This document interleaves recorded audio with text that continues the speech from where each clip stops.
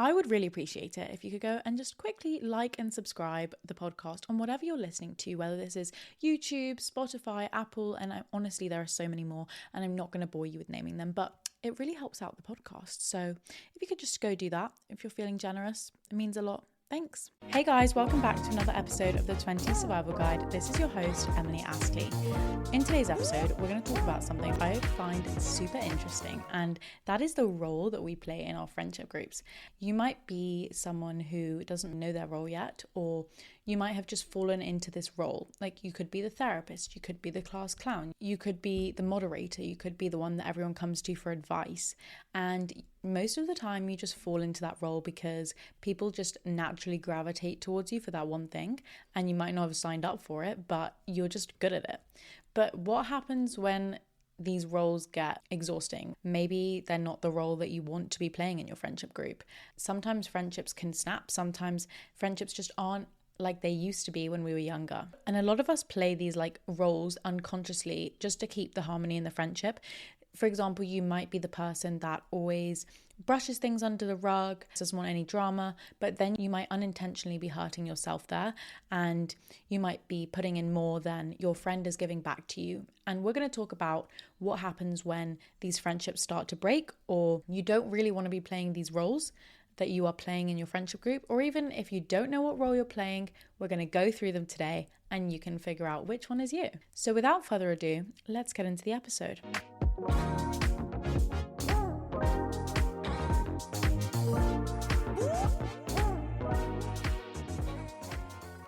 So if you're thinking, which role am I? You might be the kind of person that ends up always organizing the group chat holidays. You might be the one that books the flights, gets the dates together. You're just relied on to be the organized one. There's so many, and we're going to talk about the traits, what that might look like if you are that person, and how it affects you. So we're going to start with number one, and this is the therapist friend. The therapist friend is always listening. They're a great listener. That's why you come to them for their therapy. But at the same time, they rarely feel comfortable venting because they tend to take on other people's problems, and they're not the one who is like the loudest in the room all the time. You could probably guess that if they're dealing with everyone's trauma, everyone's therapy, they're probably going to feel quite worn out. So a lot of the time, they're worn out emotionally. The annoying thing about this, if you are the therapist friend, is that you're just so good at giving advice that people come to you for everything. The tough love, or the person who you just listen to their problems. And it's a blessing and a curse, because sometimes you don't really want to listen to someone and let them rant all the time. Sometimes you just want to do your own thing, but people come to you because they need you and you just feel obligated to help them. So it is a blessing and a curse, because, you know, it's great that they see you as that person and they trust you, but sometimes you just want to break. Number two, the planner and the coordinator. So this is the kind of person I was talking about earlier. This person organizes the parties, they organize the events, they organize the holidays, they organize the hangouts, they organize the pub trips, they organize everything. And in a way, they kind of hold the group together socially. And you rely on them that they're going to make the plans, get the group together, and it's always going to be a good time. But here's like a really deep analogy of this person, and this might not always be right, so take this with a pinch of salt, but this person either just loves to be organized, or they might feel the need to be in control because they know that the friendship group won't do it and will always expect them to do it, so it always falls on them. And that's kind of exhausting. Number three, the entertainer. Now, you can probably guess that I pretty much identify myself with this person in the friendship group, just because I have my own podcast and I tend to talk for ages. This is really tooting my own horn here. But the entertainer is the funny one. Everyone in your friendship group is probably hilarious, but they're kind of known for being funny. They tend to bring light to the room. They're the kind of person that you invite to the event, to the pub, and you just know you're probably not going to have to show up and give loads of effort to the conversation, because you know that you can just let them take the conversation wherever it's meant to go, and they can just handle it all for you, so you don't really have to be super high with your social battery, and that can be really nice. But at the same time, this person will usually cover their sadness or whatever they're going through with humor. They'll make sarcastic comments. They'll tend to mask up their moments of downness with humor. No surprise there. This person can also feel pressure to perform. And when I say perform, I mean like be on all the time, be that bubbly person, be that funny person that brings light to the room, even when they don't want to. I like to put it in this way where if this person is struggling, they tend to not express it the same way as other people do through crying, because they just tend to mask it much better. As a result, the friends might not give the same sympathy or attention to that person because they might think that they're more okay than they actually are. But that's just not the case, because as we know, not everyone handles sad things in the same way. Some people handle them without looking sad, but they're just doing a great job at masking it. That doesn't mean they're okay, because it's not always visible, but it just means that they handle things differently. So if you do have a friend like that who is the entertainer, maybe check up on them. Just because they are making jokes and keeping things light doesn't actually mean that they are okay. Number 4, we have the mediator. So this is the person that keeps the peace, smooths over the drama, just puts it under the rug. And a lot of the time they carry the emotional weight of the group. And if you're a big group of girls, gosh, there is a lot of emotional weight, and I'm speaking from experience. But the mediator is the kind of person that you'll come to and complain about a situation with someone, and they'll likely give the response of, oh, I'm sure she didn't mean it, or it's okay, and just brush it under the rug. Like, they don't want to be the person that might be giving you the advice in the same way as the therapist would, but they just don't want the drama. And at the same time, it makes sense for them to then sacrifice their own opinions just because they want to keep the peace. So they're the kind of person who's probably going to say yes to something when they don't really want to go to it. Even if someone's in the wrong, they would just prefer to smooth things over rather than get any conflict in the group. Also, this is a slight tangent, but with some people, and not all of the people who are mediators, but sometimes if you're thinking this person might be a mediator, they can tend to have a bit of a God complex sometimes. If you don't know what that means, it means like this sort of aura which makes them feel like they're fixing everyone's problems and it's their duty. But they do it a bit too much and they rub it in your face. And it's like people will come to you with their problems, you try and sort it and become known for that, but you're not the kind of person who's going to give the advice. You're just going to be the person that they come to sort it. Number 5 is the yes friend. We all know the yes friend, and we are the yes friend sometimes, and they just go along with everything. Every plan you make, they're going to say yes to, whether they absolutely hate the thought of it and don't want to go, they'll probably still turn up and say yes.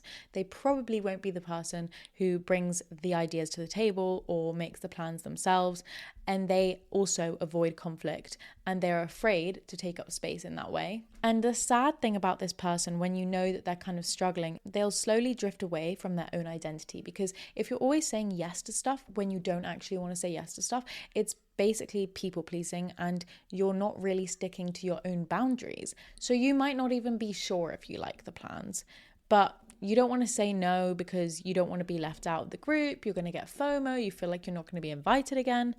You just will never really make the decisions. Like I mentioned, you just prefer to say yes because you don't want to disagree. If you disagree with people, you're fearing of being judged by them. Number 6, the ghost. This is the person who tends to be flaky, they tend to be distant, and they tend to be misunderstood a lot of the time. I'm not going to sit here and slate the ghoster of the group, because actually, if they're ghosting a lot of the time, if they're distant a lot of the time, there might actually be a reason for that. And it's super easy to be the person that's like, why are they behaving like this? It's really irritating for everyone else. And it might be, but it also might be something deeper and they might not be okay. And it's important to pay attention to that in your friend. So they might be struggling with burnout, with anxiety, or just life stuff in general. And a clear sign that your friend is a ghost is that they just are unreliable. You can't really count on them to come to the event, to come to the plans that you made, and they tend to usually need support. They'll cancel, they'll be really apologetic, and then there'll be a whole reason that you need to end up supporting them for. If this is you, if you are the ghost of the friendship group, you're not a bad friend. I'm here to tell you, you are not a bad friend, contrary to what you might feel. You might actually just be in survival mode. Sometimes your friends might not notice being unreliable as a sign of help that you might need, and they'll tend to just see it as like you don't care, or you'd rather just not go to that thing and just misunderstand you.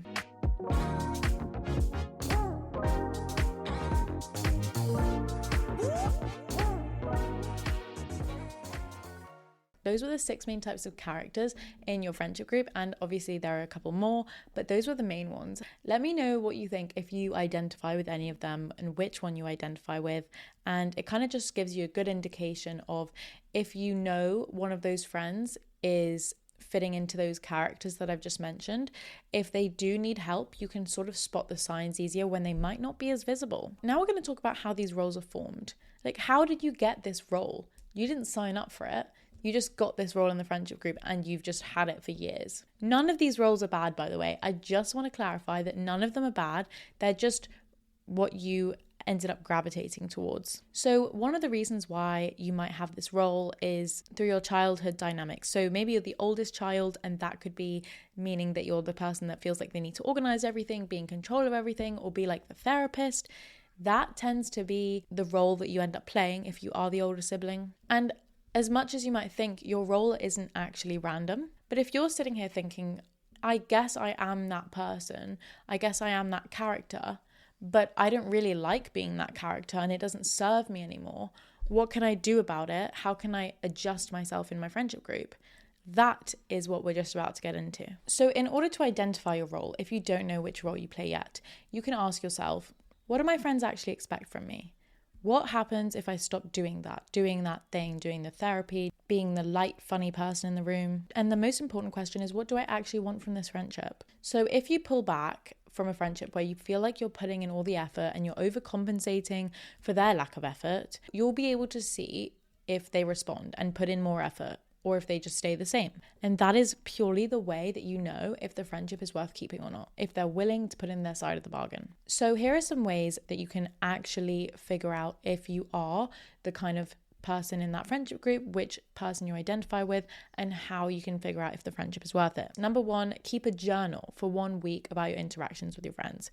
I mean, that's kind of asking for a lot, but it is a good point. It could even be a mental journal or just a little page in your notes app on your phone. Observe who checks in first. When you've got a lot of baggage, observe which friend out of your group checks in with you first to make sure you're okay. That is huge. It's a big sign. Number 3, note how you feel after big group events.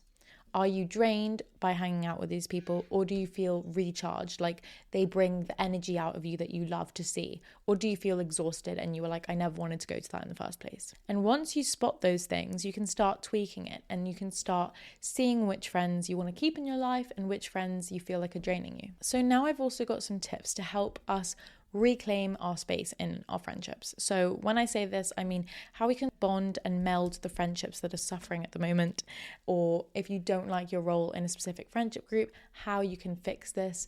And number 1 is you need to start small. This could be saying no to a plan that you feel like you always say yes to and you never really wanted to go. Start saying no, start setting your boundaries. Number 2, communicate. So if you feel like you're in an emotionally safe group, and when I mean that, I mean you feel like you can be vulnerable with these people and they're not going to go and tell the world about your problems and your issues, then speak up and talk to them in a safe environment. Number 3, test the waters. So this is a really good one, and it's when your friendship is in a dire situation and you feel like you're putting in more effort than they are. So what you do is you pull back slightly and you start to see if anything shifts. You start to see if the other person notices and if they put in more effort or if they don't. And if they don't, that's a pretty clear sign. Number 4, build mutual friendships. So this is something that you should have with all of your friends, and that is just a friendship that goes both ways. You give and they give back, and you're there for them when they're going through problems, and likewise.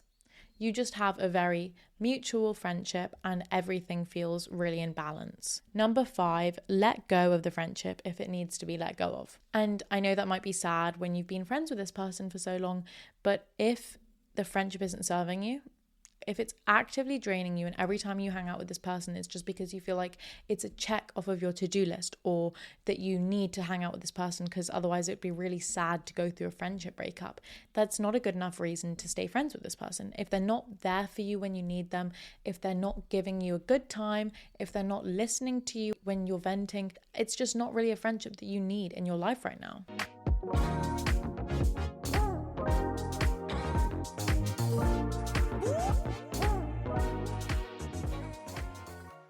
So I hope you guys enjoyed this episode. This was just a little quick reminder of how we should be acting in our friendships in our 20s.